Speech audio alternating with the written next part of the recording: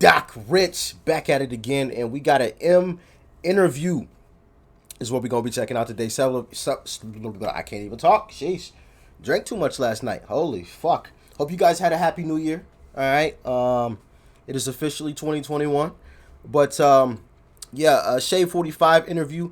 Several of y'all, well, a lot of y'all have sent this my way, so here we are. We probably gonna bust this down into parts, because it is a 36-minute. You know what I'm saying? So maybe 3 parts, but we'll just see. But let's get into it.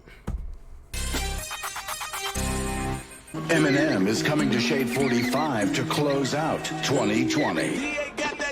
What's up, hoes? It's Eminem. And What's up, hoes? That's how he come in with it, huh? All right. Fortunately, I'm taking you through every fucking trash song on my Music to Be Murdered By Side B Deluxe Trash Edition. They come at me with machine guns. Deluxe Trash Edition. Hey, I'm sure there are several people out there. I ain't gonna even mention no names. We're not gonna start off 2021 like that. But there are several people out there that would have loved for it to be Deluxe Trash Edition. Like trying to fight up a net. Let's get into this celebration starting right now. What up, people? It's Gray Rizzy. We out here right now, Shade45, and we got a special for you right now. Look, we closing out the year real big. Oh, we ain't got Sway? Hold on, I just muted that joint. We ain't got Sway? Something I'm missing? Let me know. I mean, I don't listen to the radio. You know what I'm saying? Damn, I haven't checked out Sway in the Morning in a minute too. Is it?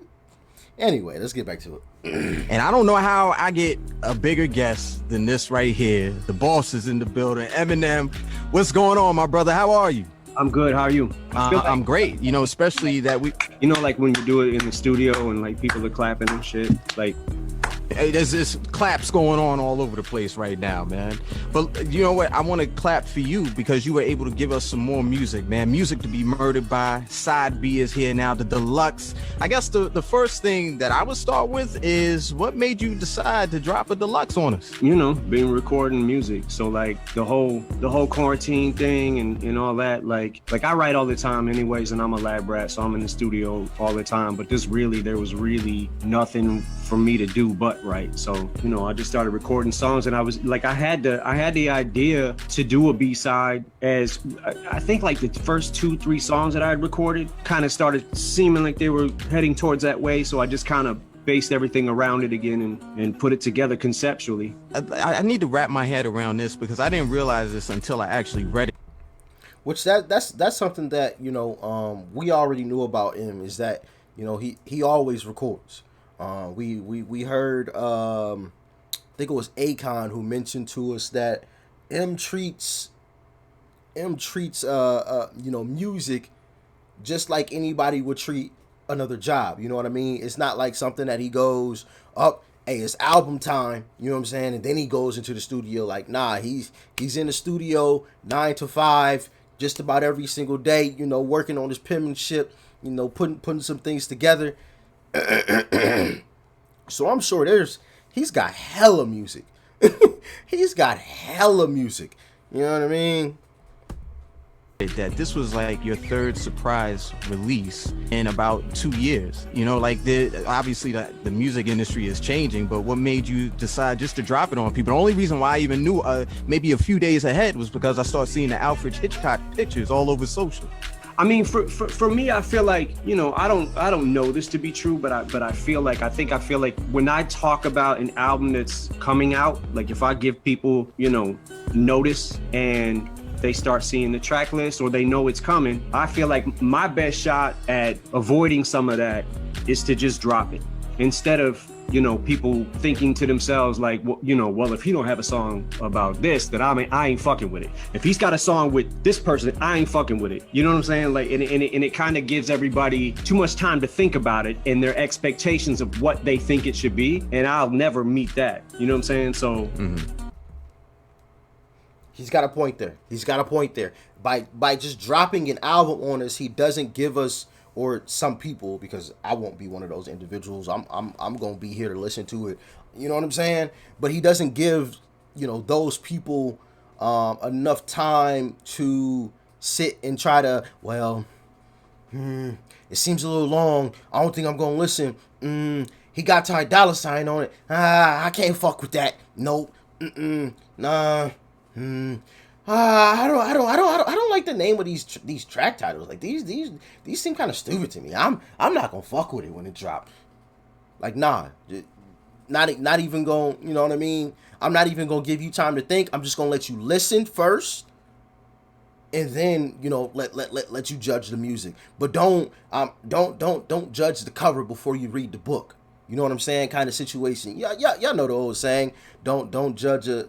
Wait, how does that shit go? Don't judge a book by its cover. Yeah. And by releasing, you know, a bunch of stuff and letting people know ahead of time, there's gonna be that certain segment of individuals who are gonna judge the book simply based on the cover, without even reading the material. You know. Whereas if he just drops it, you already into the material. Oh fuck, M dropped something? Hold on, let me see what it sounded like. You ain't even looked at the track list. You just hop straight in, you know? Afterwards, you might look at the track list, but he's already grabbed your attention with the music. So whatever the names of the songs or the features or the number of the songs, that shit don't matter now because he's already got your ear, you know? So that makes sense. I like that he's thinking that way. That's kind of the theory that I based it off of ever since I think Revival. Just put it out there. Was there like, I guess the time wise, how long did it take to put it together, and was it a long process to get to these 13 songs and 3 skits? 16 in total. It didn't take, like, a lot of times I think that when there's space between albums for me, it's usually because I'm doing something. I might be doing features for this person or that person, or working with one of our artists on Shady. You know what I'm saying? But these past couple of years, I want to try to give every single thing that I have to this shit. That's been my main focus, I think, since Revival, is to just keep cooking, because a lot of times some of these songs would have been used for, if we had a greatest hits album or something, you know, to put it on or some shit like that. And there's 2 songs on that. Like we did the Shade45 thing. I had a couple of songs on that. Instead of doing side projects like that, I kind of just focused on my own solo albums. So look, we start off the project with Black Magic with Skylar Grey. Obviously, you two guys, I should say you gentlemen and that gentlewoman over there, you guys have worked together over the years and always deliver great projects. She's not a gentlewoman. No. Is she not gentle? Like, she's harsh? Yeah, she's really fucking mean to me. So let me say this, and I know I tell her this all the time, but she's like, I've had the privilege of working around a lot of fucking talent. You know, it still gets me, like, it's still crazy to me sometimes when I'm working with Dre and I'm looking at Dre like, you're fucking Dr. Dre. But Skylar is one of the, she has to be, I don't know how to say this, top 5 of the most talented people I've ever worked with, but I've worked with so many talented people. But the rate of speed that she works at, A, being able to write it, and B, being able to sing it, and to sing it that powerful, like, she's an amazing talent. She wears a lot of different hats. She's able to approach songs from angles that I didn't see coming, and also hit notes that I'm like, what the fuck? I didn't expect it to go there. And then it's like, it was weird to me. And then the second time I hear it, I love it. She's amazing, and her talent level is off the charts. You know, after hearing you describe it like that, it's no wonder why you went ahead and kicked off the project with Skylar Grey on Black Magic. The explanation is, I was trying to give a reason of why you heard the female dying in the beginning of the last record. So it was to tie that in conceptually, but it's left to interpretation whether it's an actual female or it's the rhyme, and the rhyme is trying to kill me or I'm trying to kill the rhyme. And when I wake up, like, it's all a dream. So the lines are blurred. You know, it's open to interpretation. but it ties in with the original skit in the beginning of side A. For right now. I'm glad you did. I'm very glad you did. Shit, it's not just me, it's everybody is glad you did. And you know what? This is what I want to do. I want to get to the music right now. We have Black Magic with a collaborator who is family, Skylar Gray. We're going to get into that. We're going to be right back. We got Eminem with us, Shade45. Hey, Eminem, let me ask you this question when it comes to the title, because you have music to be murdered by, you know, side B. And a lot of times in hip hop, people know that really strong songs on the project are the B-sides, man. Did you intend for that with the title? I was just trying to at least match the caliber of the last one. So for me, it's like once I felt like it started shaping up to be what it needed to be. At least. Speaking of that, fuck, my eye is twitching. Which side is y'all favorite? Side A or side B? Let me know in the comment section. Let me know.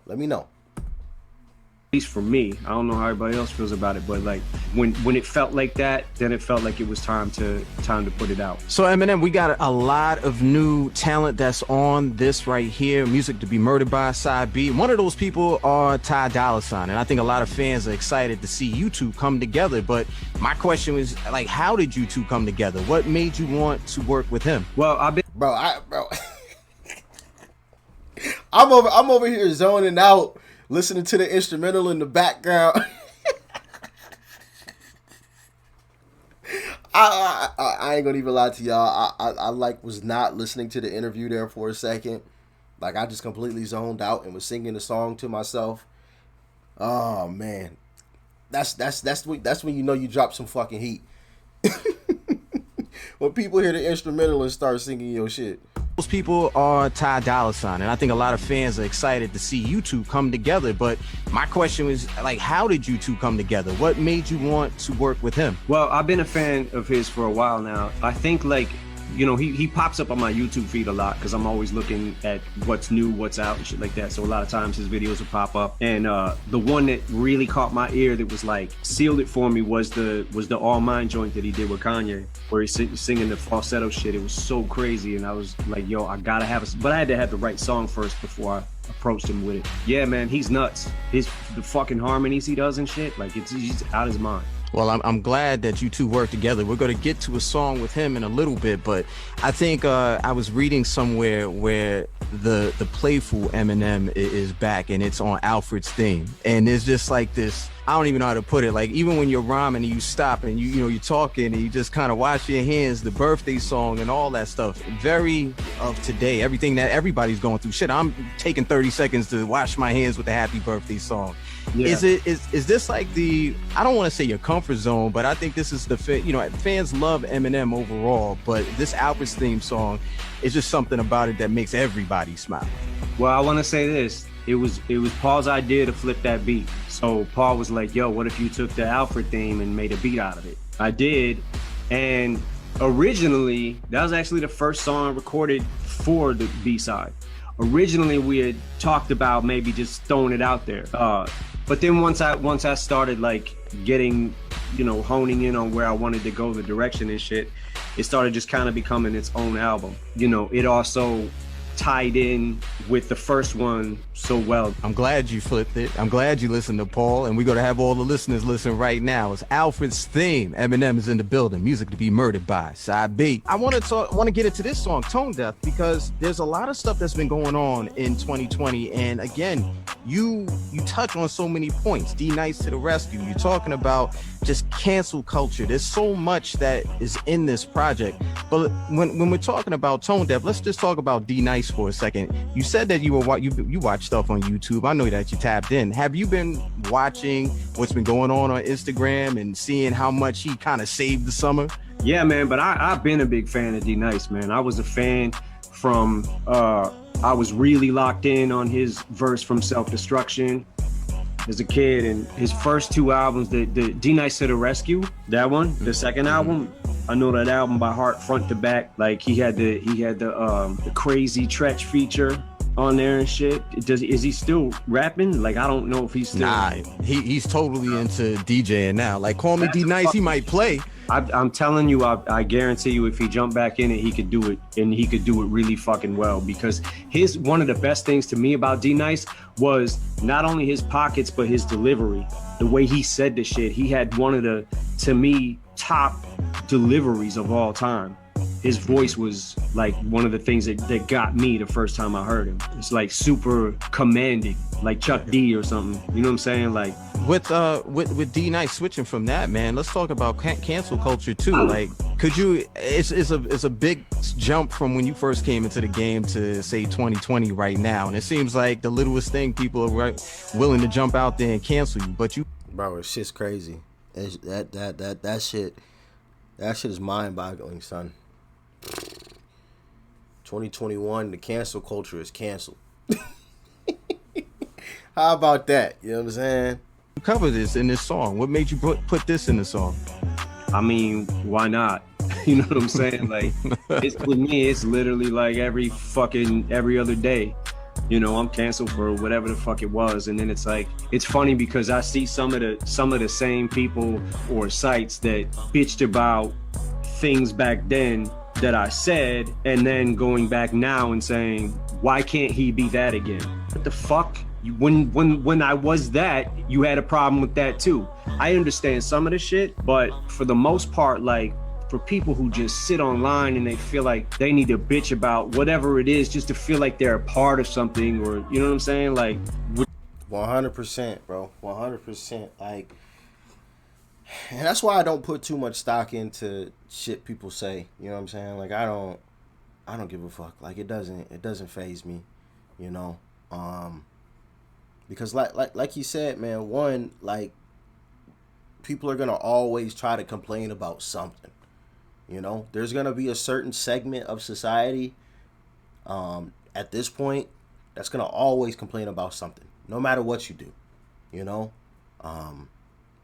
you start off one way and people say, hey, nope, you need to do it this way, so you do it that way, and then the rest of the people say, like, no, be yourself. No, we want the original. Well, like, y'all were just like blasting me for doing that, so I tried to switch it up to appease y'all, but now y'all complaining that I'm fake, or y'all wanted the original. So like you know what I mean? And you get into like this vicious circle of, like, you know, you're not gonna please everybody. It's just the fact. You know what I'm saying? There's gonna always be some supposedly upset motherfucker who ain't really upset. Like M said, they just want to feel like they're a part of something. Well, go donate your time to help those in need in your community. How about that? Instead of trying to tear people down over, you know, minuscule situations or circumstances. You know what I mean? It's just like, come on, son. You use your time a bit more wisely than that. Because there's some people in this world that could really use your help. But instead, you on Twitter with your Twitter fingers, you know what I'm saying? Typing away all this hateful shit when you could be truly helping somebody out, you know? But who am I? Who am I to, you know, say some shit? Yeah. cancel culture is like, no one ever really gets canceled though. So what, you know what I'm saying? Like when people start saying canceled, okay, well, this rapper's still here, this rapper's still here, or this person in general, you know what I'm saying? It don't even have to be rap, but it's just, you know, I don't know, man. I feel like people need to fucking grow a pair. Yeah, I think I like what you said, and I've said it all the time. If you don't like it, don't listen to it. You don't gotta listen. Yeah, facts. But for all the listeners we have out there right now, this is what I have for you, man. Tone Deaf, Eminem. You need to turn this up. Music to be murdered by, side B. Is this? All right, so that's where we're gonna end part one. I feel like that's a good place to stop. You know what I'm saying? They were going into a little brief commercial. You know, they was about to play a song. But yeah, y'all let me know in the comment section if y'all want me to continue this with the next probably 2 parts. Yeah, we'll probably do two parts after this if y'all want me to. Let me know in the comment section below. Hope you guys had a wonderful New Year. Hope you guys got some goals set for yourself. But not only just goals though, because writing down goals is just part of the equation. But make sure you have a plan of action in order to reach those goals. You know, anybody can write down goals, but make sure you got the steps laid out to get to that. You know, so I want to see everybody win. You know, 2020 was a pretty shitty year. You know what I'm saying? Obviously here on the YouTube side of things, you guys helped make 2020 a fucking fantastic, wonderful, fun, entertaining year for your boy.